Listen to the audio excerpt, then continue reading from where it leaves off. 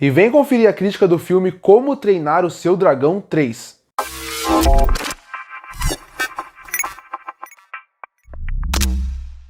E para fechar os 3 filmes falando sobre a trilogia de Como Treinar Seu Dragão, então caso você queira acompanhar minha crítica dos outros filmes, é muito fácil de encontrar aqui no canal, chegou a vez de falar de Como Treinar o Seu Dragão 3. Filme esse que fecha essa trilogia maravilhosa da DreamWorks, que para mim é a melhor trilogia da DreamWorks, pela forma como eles conseguem visivelmente fazer uma evolução desse universo como um todo. Eu não acho os melhores filmes da DreamWorks, mas eu acho uma trilogia em si impecável. E eu gosto muito desse filme porque foi como eu falei nas outras críticas. O primeiro filme de Como Treinar Seu Dragão é praticamente o Soluço e o Banguela criando uma amizade e a partir daí quebrando o que era o padrão daquela sociedade viking da época.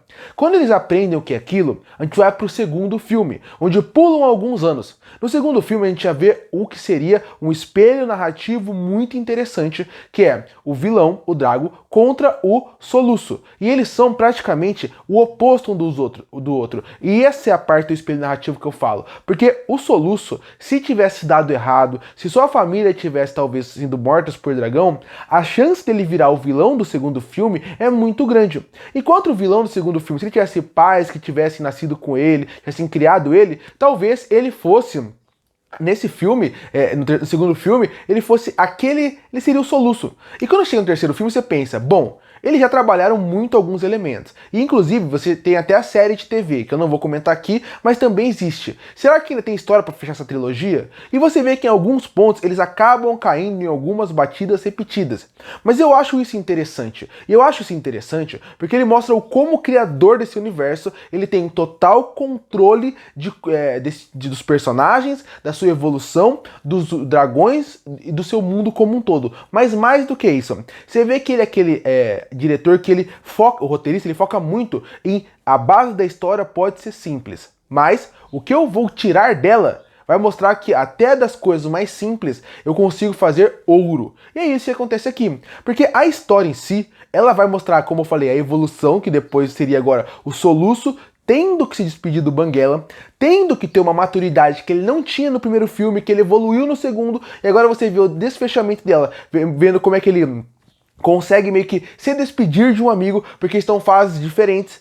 E ele consegue fazer isso com um roteiro que, se você for parar pra pensar, ele é um roteiro um pouco batido. Ele é um roteiro que você já viu em outros lugares. Você vê que ele segue algumas batidas da saga como um todo. Mas foi o que eu falei, a história em si é boa. Ela é bem feita, ela é bem conduzida e mesmo com algumas batidas clichês, você consegue perceber perfeitamente como o diretor consegue entender esse universo e tirar o máximo dele. Com mais um vilão muito imponente e muito impressionante, eu ainda acho o vilão do segundo filme o melhor vilão da trilogia. Mas esse vilão, ele é muito bom, ele é muito ameaçador, visualmente ele é muito interessante, faz com que você facilmente tenha medo dele, porque ele sozinho vale como um exército e isso acaba fazendo com que você, como público, tenha medo dele. Inclusive a introdução dele é muito pesada, é muito forte.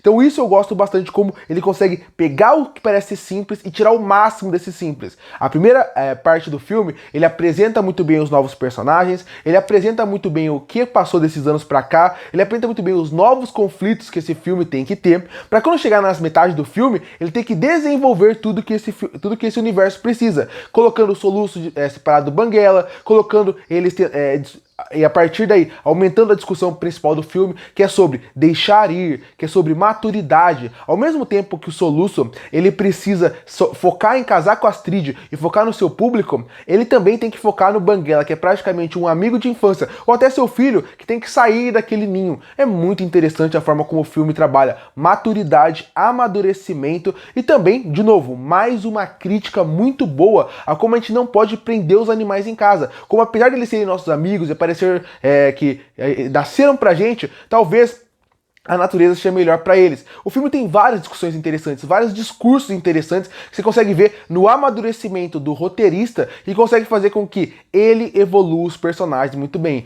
Isso é desenvolvimento de personagem. Isso é evolução de personagem e mais do que isso. Isso é uma excelente construção de mundo em 3 filmes, que só se supera ainda por cima em relação à sua animação, que a cada filme melhora. Afinal, a cada ano que passa, a qualidade e a habilidade dos animadores da DreamWorks vão aumentando com mais dinheiro engenheiro, e você vê que a animação cada vez está mais linda, misturado com uma excelente trilha sonora, com um fechamento lindo de trilogia. Esse é aquele filme que quando eu assisti no cinema, eu me emocionei com a sequência final, praticamente com o epílogo, e reassistindo em casa hoje, eu praticamente me emocionei também, porque é muito bonito como essa saga é construída como um todo e como ele se encerra. Eu acho que esse filme ele não funciona individualmente, obviamente. Se você parar a pensar, eu vou assistir o 3 assistindo nos dois, talvez ele seja bom pra você, divertido, mas perca o impacto. Mas pra quem assiste a trilogia como um todo, quem cresceu com ela, você consegue ver perfeitamente a evolução dos personagens, você consegue ver a evolução do universo, a expansão de mundo com novos dragões, um novo universo, um universo afastado e também um final maravilhoso. E por isso que eu acho que Como Treinar Seu Dragão é a melhor